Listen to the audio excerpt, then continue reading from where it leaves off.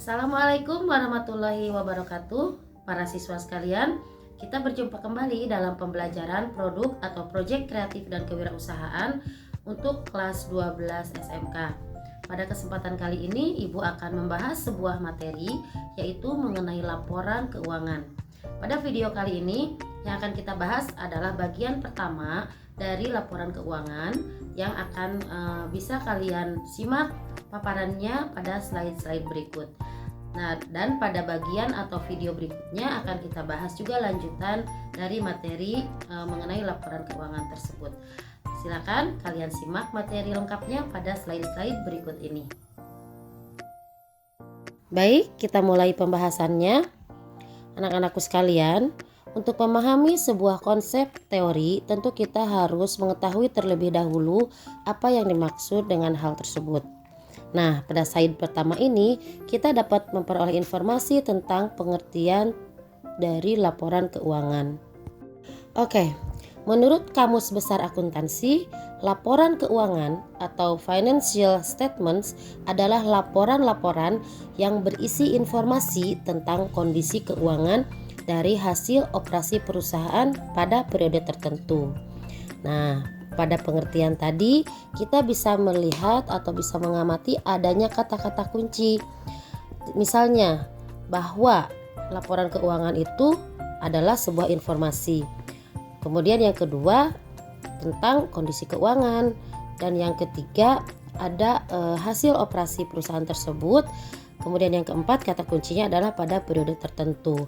Yang dimaksud periode tertentu ini adalah periode akuntansi yang biasanya atau pada umumnya berlaku dari 1 Januari sampai dengan Desember, atau bisa juga mengikuti periodisasi akuntansi yang ditetapkan oleh perusahaan tersebut.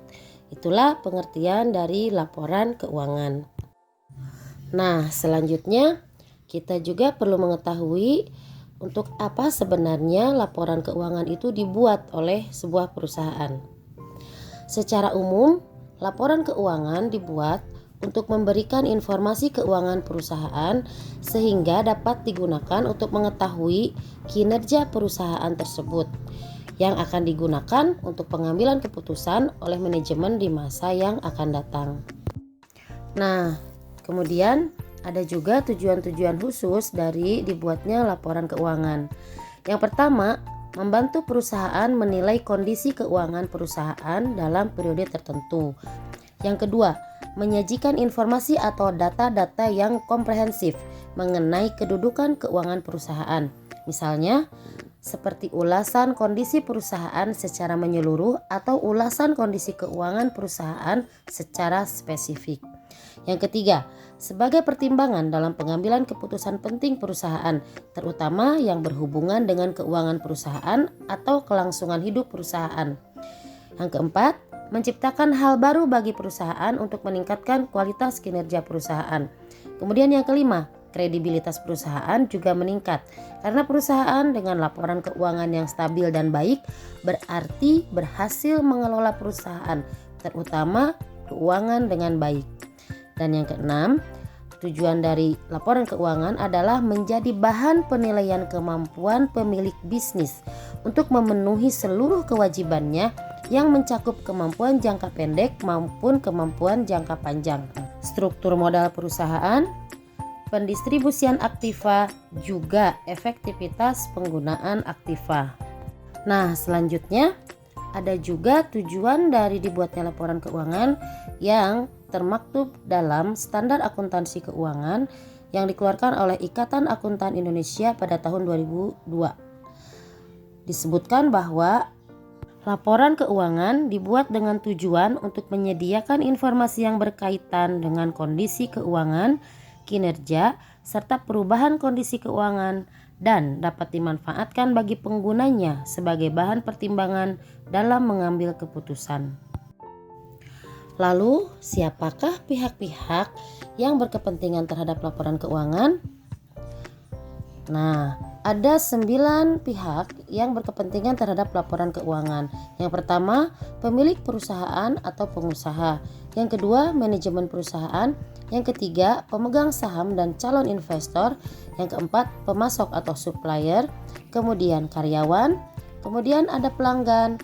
Kemudian pemberi pinjaman atau kreditor, pemerintah, dan masyarakat itu sendiri. Nah, bagi pihak-pihak tersebut, laporan keuangan yang dibuat oleh perusahaan bisa memberikan banyak sekali manfaat. Apa saja manfaat-manfaatnya? Yuk, kita baca sama-sama pada setiap slide berikut ini.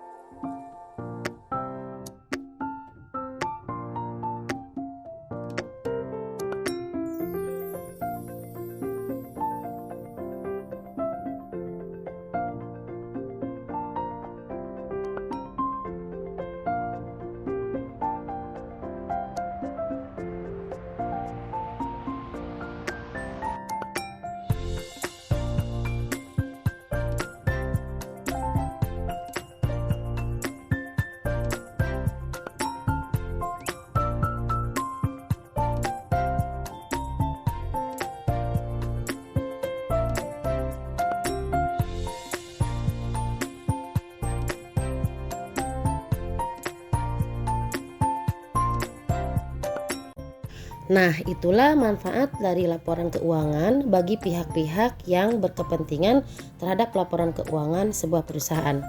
Bagaimana? Sudah kalian baca? Sudah cukup jelas kan? Baik, berikutnya kita akan bahas mengenai jenis-jenis laporan keuangan itu apa saja. Nah, jenis-jenis laporan keuangan yang biasa dibuat oleh sebuah perusahaan terdiri dari laporan laba rugi, laporan perubahan modal, laporan neraca, dan laporan arus kas. Inilah 4 jenis laporan yang pada umumnya dibuat oleh sebuah perusahaan pada satu periode akuntansi tertentu. Nah, pada pertemuan kali ini pembahasannya dicukupkan sampai di sini, dan pada part berikutnya di video pembelajaran selanjutnya kita akan kupas tuntas apa sebetulnya yang dimaksud di dalam tiap-tiap jenis laporan keuangan tersebut, dan tentu saja kita juga perlu berlatih untuk bagaimana menyusun atau membuat laporan keuangan tersebut. Baik para siswa sekalian, sampai di sini perjumpaan kita kali ini. Sampai bertemu pada pertemuan-pertemuan selanjutnya. Tetap sehat, tetap semangat. Sampai jumpa. Wassalamualaikum warahmatullahi wabarakatuh.